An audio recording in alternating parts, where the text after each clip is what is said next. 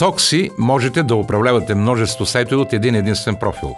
За да редактирате вашите сайтове, влезте в менюто Сайтове или натиснете всички сайтове тук.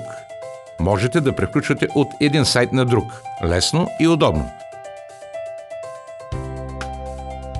За да създадете нов сайт, натиснете тук.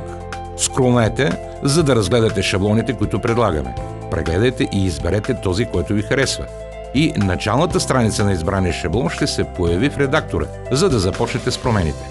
До всеки сайт има бутоните настройки на сайта, преглед на сайта, запазване и публикуване. Можете да видите как сайта ви ще изглежда онлайн.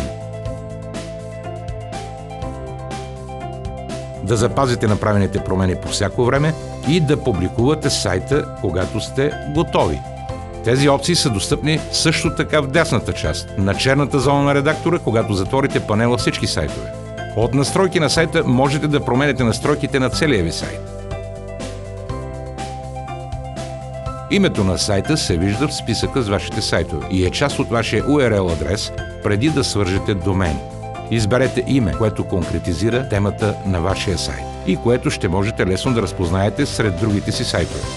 Точно под името на сайта, ако вече сте го публикували, ще видите бутон «Линк към сайта», който ще ви отведе директно до вашия уебсайт.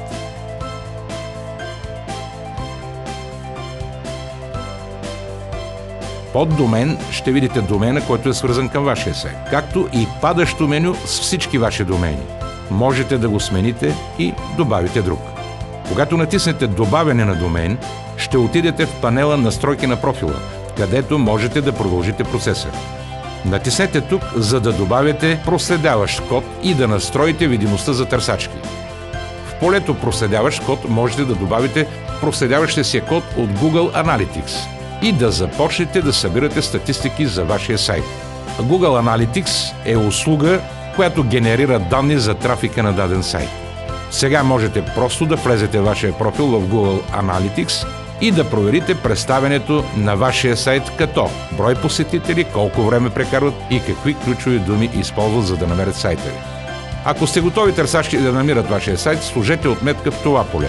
В противен случай, ако все още създавате сайта си, дръжте полето неотбелязано. Можете да добавите икона на сайта или favicon. Това е малката икона, която се появява в браузъра, когато сайтът ви е отворен. Имайте предвид, че тази функция е достъпна единствено за платените абонаменти. Ако сте публикували вашия сайт, ще видите бутон «Сваляне на сайта», който трябва да изберете, за да свалите сайта си от интернет. За да изтриете вашия сайт, натиснете тук.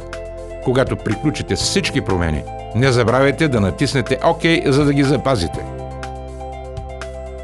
Забавлявайте се, докато създавате.